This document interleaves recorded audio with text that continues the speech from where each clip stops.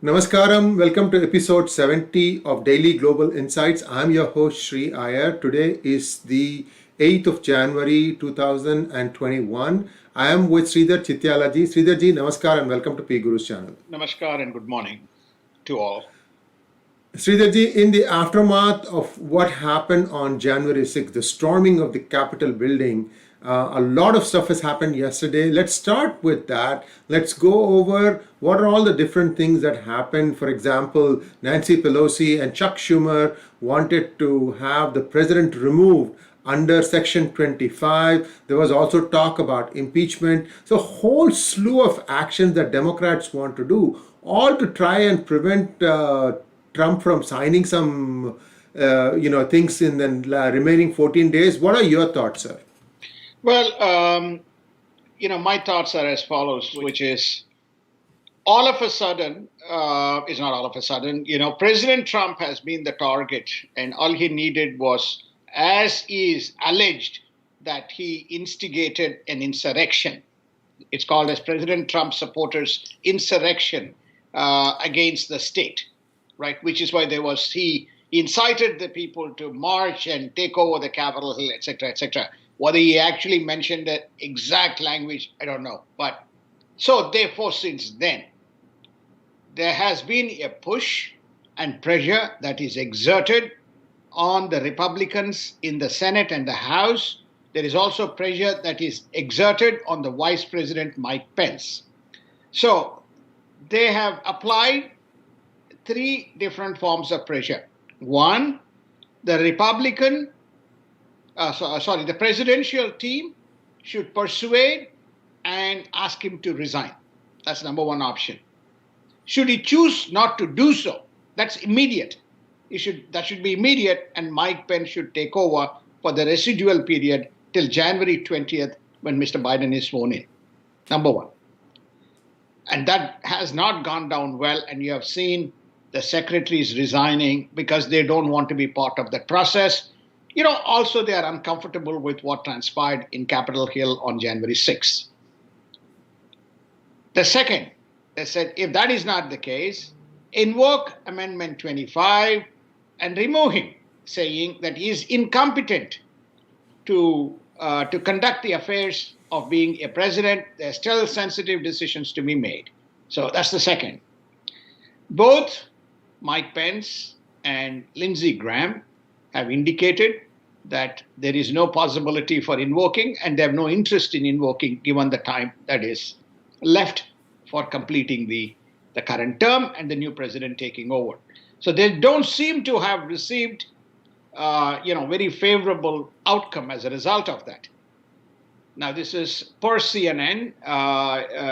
There was apparently a call made by Nancy Pelosi to Vice President. She was made to wait for 30 minutes, and then, of course, the call, did not materialize.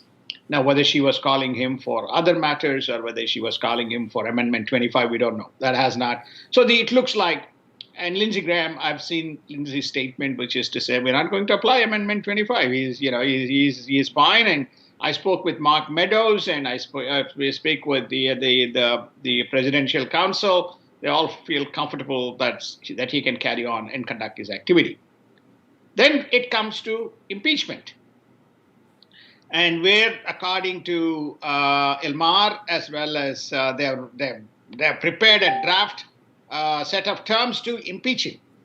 Okay, so therefore, and they're prepared to introduce. But nobody wants to bell that cat. The reasons are it has political consequences. So therefore, Republicans are saying, okay, you can push it, but recognize that in House had the maximum number of people talking about this. The 6 states, there's more than 100 people in the House who were saying we want to discuss the conduct of the elections in the 6 states. So it's not going to be bipartisan. It is going to be, divided. Clearly, there are no votes right now as it stands in the Senate. So it's not. So the question, therefore, is whosoever takes it up and then it falls apart, there's a political consequence as a result, right? Because in 2 years, there's elections and this thing will nag on. So the political consequence will prevail over the what you call the policy consequence, which is what they're trying to push in terms of saying, this President Trump has to be done this. Now, this, by the way, is not something new. If we go back, which is Ari Fleischer, the former press secretary of George Bush, has been tweeting on this, which is to say, this thing started going back to 2016 when President Trump was elected. There was a campaign launched by the Democrats, not my president. Right? Since then, the political bickering has sustained. It became very, very vehement between President Trump on one side and the Democrats on the other side. On the President Trump side, his view is that he was being watched, surveillance was put in place, he was being monitored, state machinery was used in doing that, and that saga continued, post his assumption of power with Russian interference, all other kinds of inquiries that went on right through his presidency. So there is a lot of bad blood that exists between the two, and that seems to have now, somehow they want to kind of, pay for what their perceptive issues are. Now you can see even in our own PGurus some of the comments. He is this and he is that and he is this. He is, he doesn't have this. Look, at the end of the day, politics comes with a price. You're not going to have somebody standing up and saying you have to receive money to fund people. So you're going to receive money. The color of the money is not known. It's just the political system, the way it kind of works. I mean, everybody knows. You had a lady come and speak about how generously money was dispensated. In fact, people were saying in Georgia, even if you're a Republican, don't matter, you take the money. Okay, use the money. So, and this is the kind of the construct that exists. To add fuel to the fire, Michelle Obama, who is the first lady, has said president should be permanently banned on Facebook and Twitter. Permanently banned. Not only Facebook and Twitter, all social platforms. So what has happened is, it's like Target Trump is the first set of activities that has transpired between January 6th and January 8th. Whether it will continue from January 8th to January 20th remains to be seen.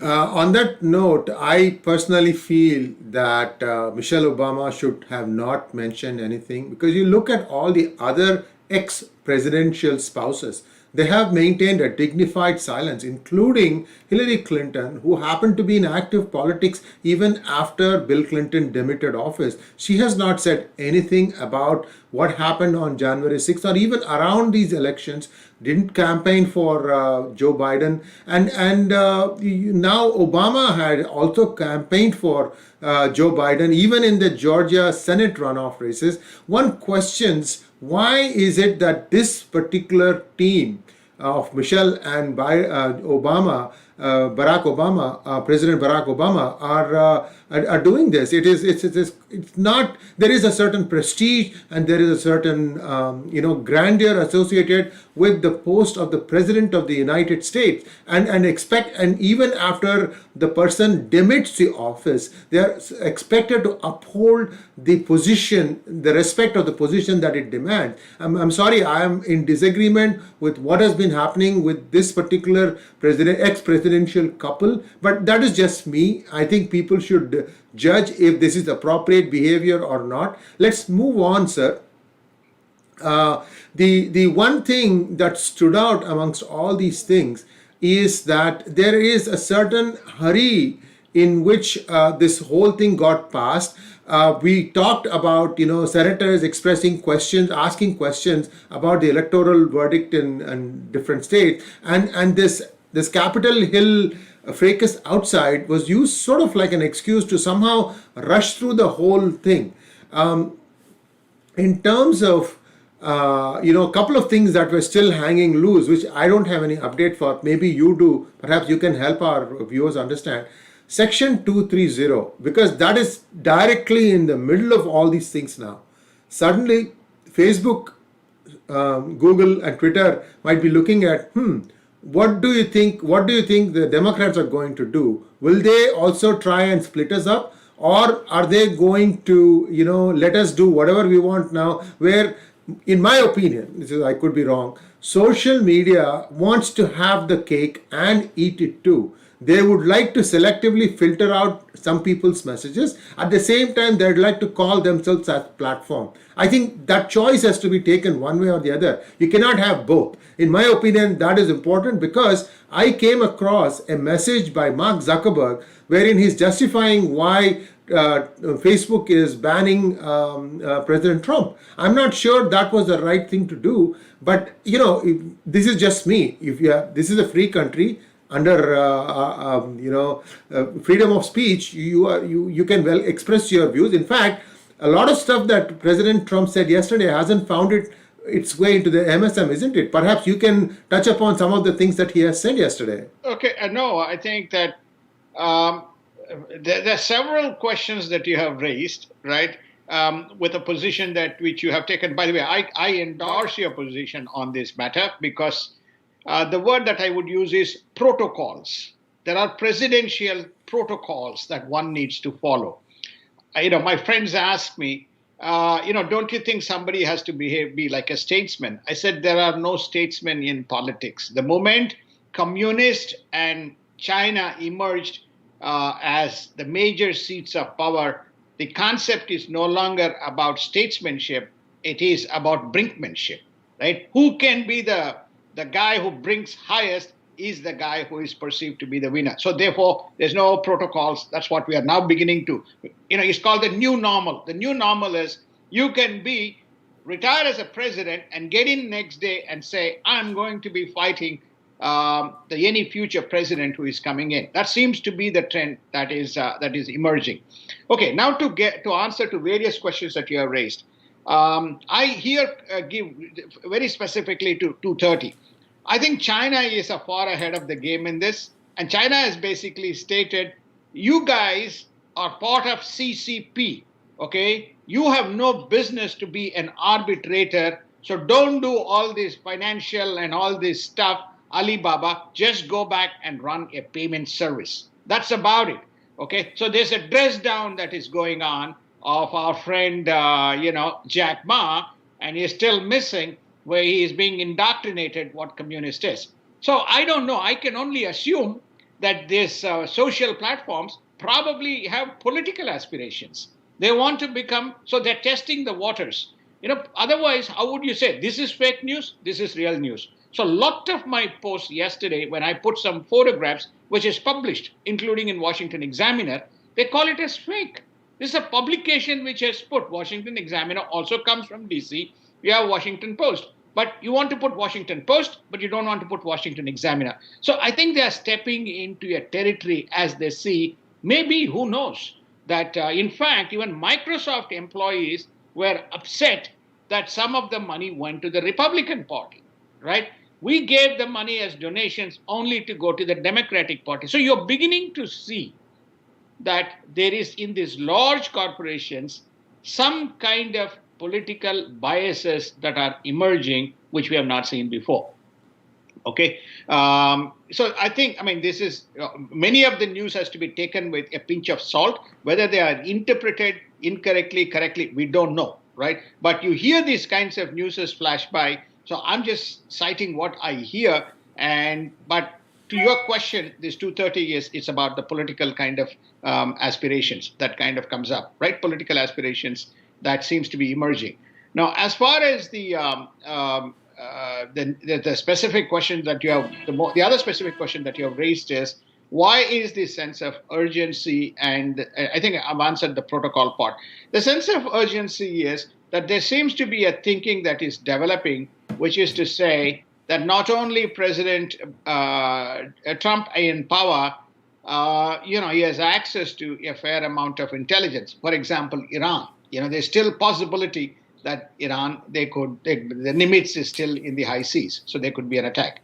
The second, which is to them in the topmost, he can self-pardon himself and immune from any activity that took place during his 4 years. This is propped up as an issue yesterday, whether he is going to do it, if he has not already done it, and what is the constitutional consequence. Apparently, there is no precedence, and the constitutional framework has a gap in this specific domain, and it has to be only interpreted by Supreme Court should this issue prop up. So this is the kind of the whole gamut that seems to surround the issue around all these things, trying to rush, as you asked the question. As far as why Obama and Michelle are so active, I don't know. They've been very, very active in not only the selection of people and opinions, and I think we mentioned that even in Georgia runoffs, the email that is printed and distributed for donations had Obama's stamp on it, where he is pleading and making a case that the Georgia Senate races should be for Democrats to get the progressive agenda. Otherwise, the progressive agenda can be blocked in the Senate. Now, is this the right course? I don't think so. But that is, I agree with you, which is to say, you step aside, you've done your 8 years, and you move on.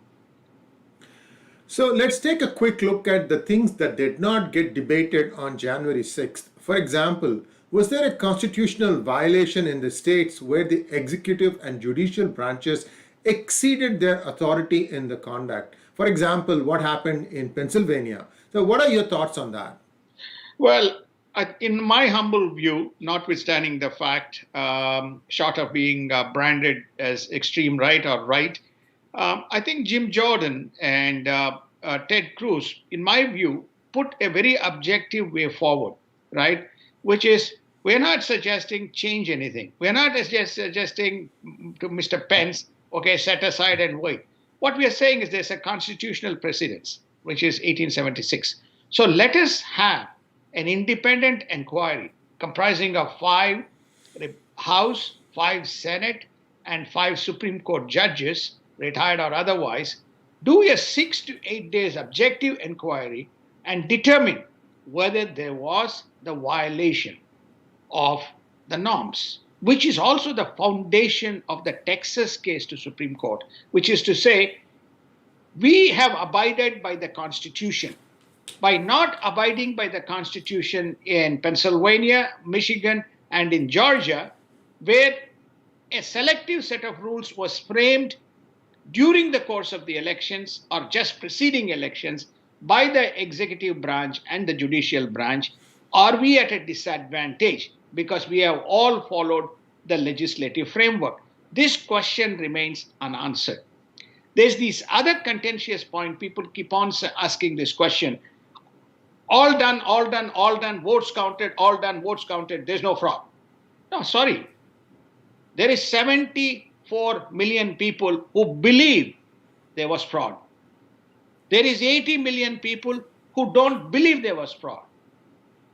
There are 100 million people sitting outside and making their own judgments who are not part of the system, who have no consequences from the outcome of these elections, but throwing pedals, which is to say, hey, it's done.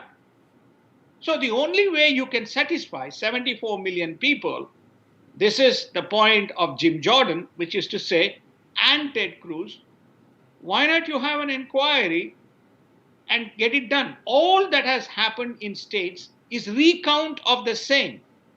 The forensic evidence, lots of these things have not been done in an objective manner, and it's the same people doing it. Drop boxes, changing of the rules, even Scalia's setting aside, the votes that came after November 3rd, it's all gone. I mean, when I say gone, nothing has come out as an outcome from that. So to your point in Pennsylvania, the answer is, if I have to give, I'm not a legal guy, if I have to give, prima facie, it looks that way. That, you can come. Which other state has that? Was it contested? Was it done in legislature?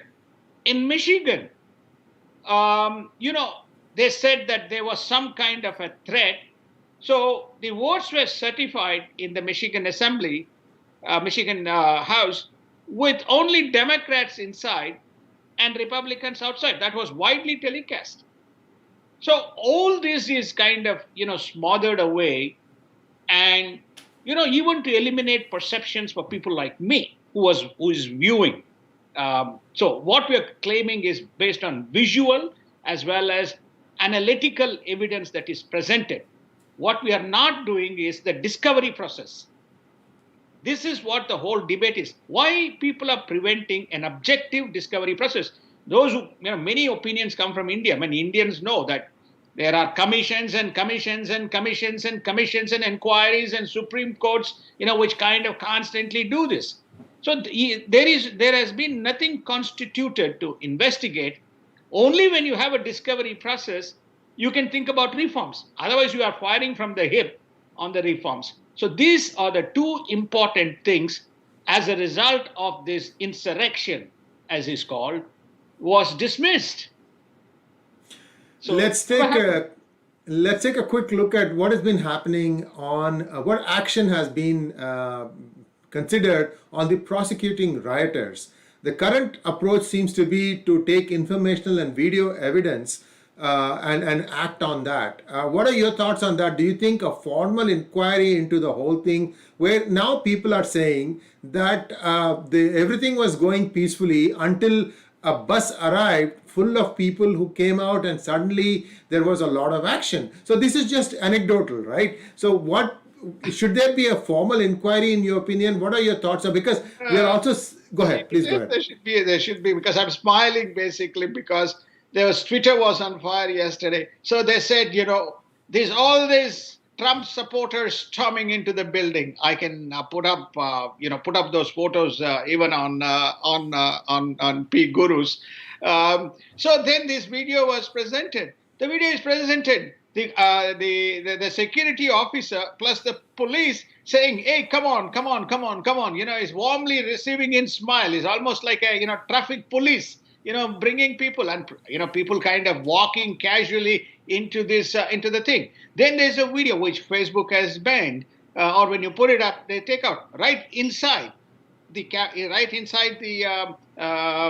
parliament, right inside the house. So which is namely that the chamber that the guy is asking them to come.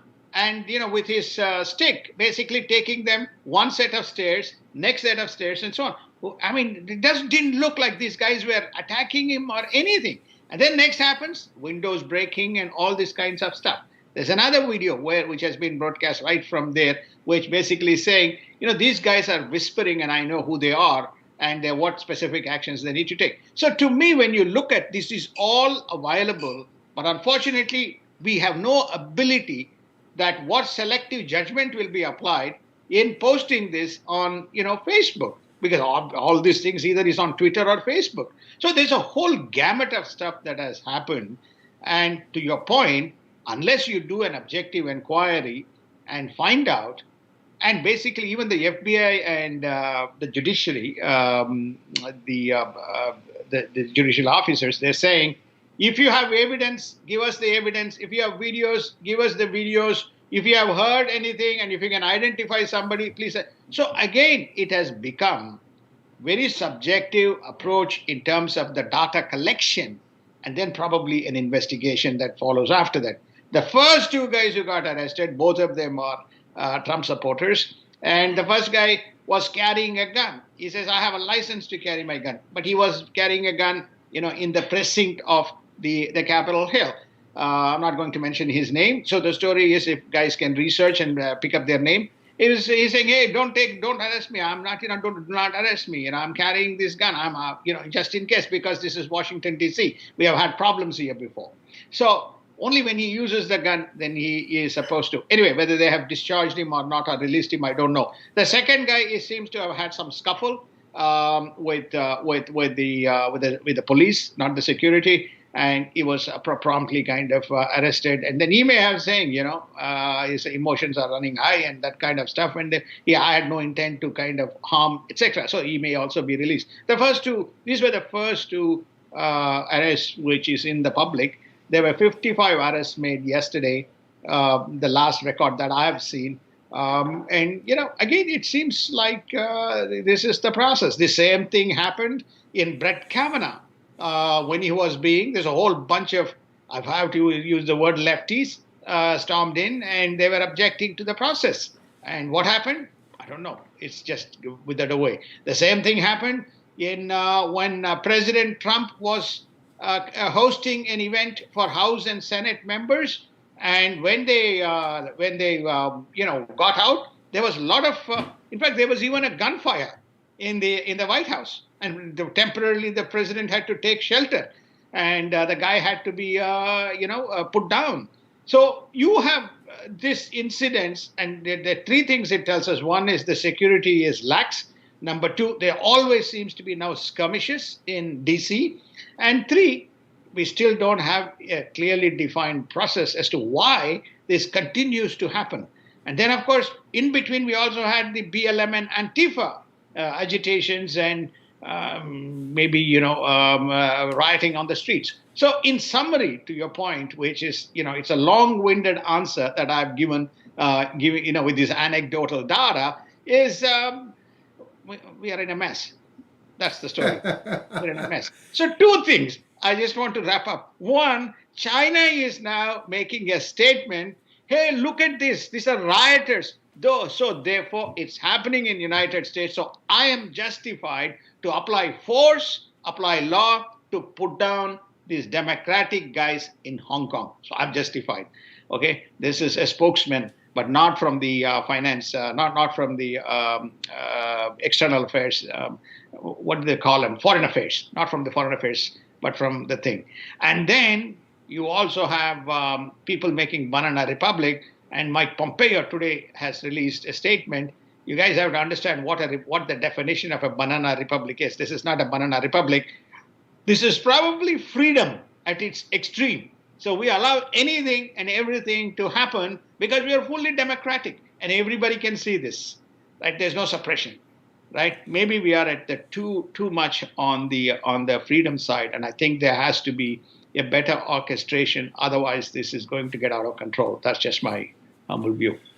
Lastly, look at markets. While all this was playing out, the markets are still going up. Even today, the futures look on the positive side.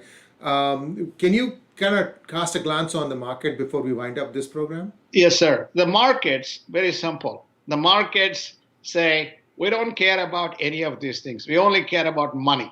Okay? The money has come in. They expect more money to come. So three factors are driving the markets. First and foremost, enormous amount of cash liquidity in the system. Yeah. Yeah. Number two, the second, the interest rates being zero, close to zero, 0.25 for the commercial, but 0% is the interbank.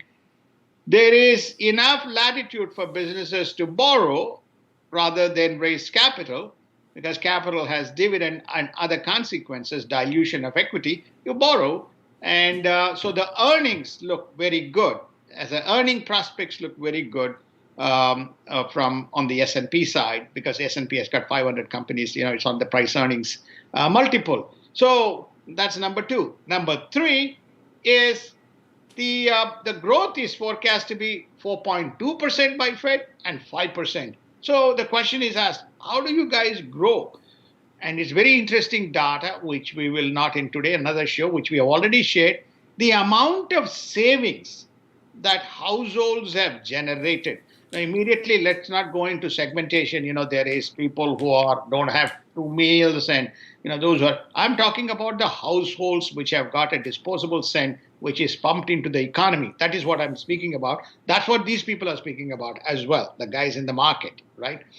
We are also in the market, but the story is that what they're speaking about in the market is the household savings has increased. So there is, and that is also now being put to work in the economy. So therefore, they say the prediction is 2021, US markets will be a bumper year and we will have good outcomes. So stay in equities. Okay, I'm not going to predict on Bitcoin, but stay in equities. Bitcoin has gone through the roof since you asked me the question. It's now 41 or 42,000 right now as we speak. Which is purely because of the institutional money that is coming in.